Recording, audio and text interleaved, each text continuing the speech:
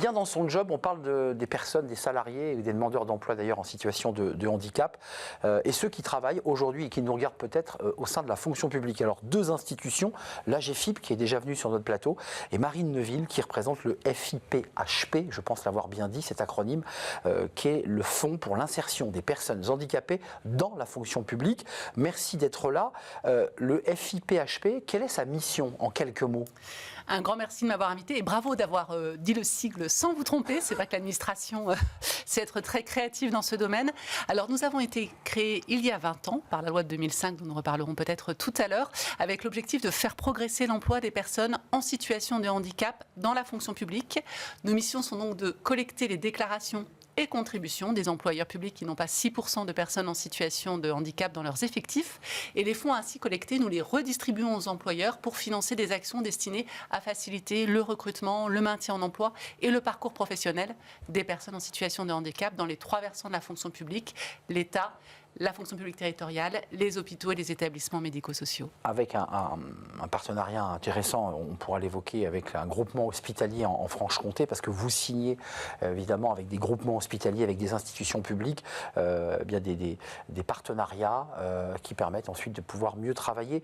Un mot quand même, parce que les enjeux dans le privé, je crois qu'ils sont à peu près similaires que dans le public. D'abord, il faut que les personnes se déclarent, parce que dans le privé, beaucoup n'osent pas le faire, ne veulent pas le faire.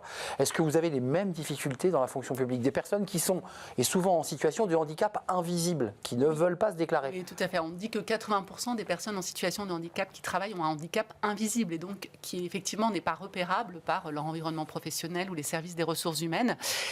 Effectivement, souvent, les personnes en situation de handicap ont encore des craintes à parler de leur handicap parce qu'elles ont peur d'être discriminées sur leur poste de travail, dans leur évolution de carrière et que finalement, ce soit plus un préjudice qu'un avantage sur leur lieu de travail. Et donc, effectivement, là, nous avons vraiment des actions de sensibilisation à mener avec les employeurs publics pour montrer qu'au contraire, savoir qu'une personne est en situation de handicap, c'est aussi pouvoir l'aider, aménager son environnement de travail et éviter que son handicap ne s'aggrave et ne conduise éventuellement à une désinsertion professionnelle. Précisons Marine, avec la possibilité pour certaines situations de changer de poste, parce qu'il y a des situations qui ne sont plus adaptées, des postes qui ne sont plus adaptés. Ça fait partie du parcours professionnel.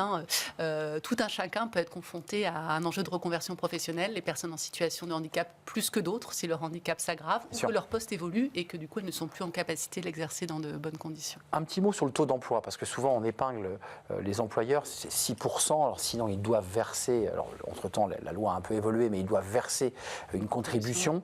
Ça se passe comment dans la fonction publique? C'est le même modèle? Alors c'est le même modèle que dans le secteur privé avec la GFIP, et donc nous avons aussi un taux de référence qui est 6%. Alors pour nous, c'est plus une référence qu'un plafond, bien sûr, puisque notre objectif, c'est, si on le peut, d'aller au-delà des 6% et que toute personne en situation de handicap, dont c'est le projet professionnel et qui a des compétences qui répondent aux besoins des employeurs publics, puisse trouver un poste dans la fonction publique.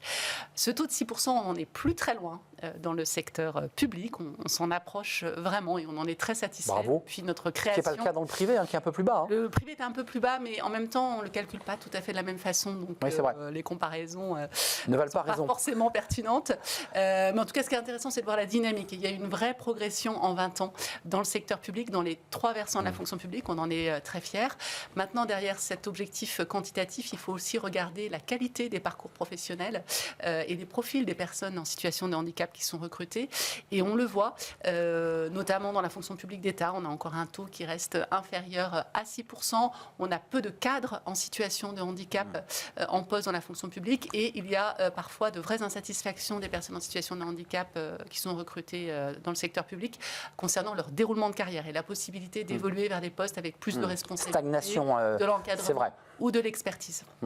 Un mot pour ceux qui nous regardent, les outils que vous déployez en termes de communication, je dirais de visibilité, pour donner envie aux jeunes en situation de handicap qui sortent d'école, qui ont parfois un petit diplôme et qui aimeraient intégrer la fonction publique. Comment ils font? Comment ils peuvent faire? Alors, il y a plein de moyens d'intégrer la fonction publique. Il y a une variété de moyens d'y entrer, que ce soit par le biais du contrat, par le biais de l'apprentissage, par des stages ou en passant des concours. Il y a aussi une multitude d'employeurs. Je pense notamment aux employeurs territoriaux. Oui. Vous avez forcément un employeur public près de chez vous avec une diversité des métiers telle que vous pouvez postuler pour ces emplois. Donc, toutes les offres sont disponibles sur la place de l'emploi public.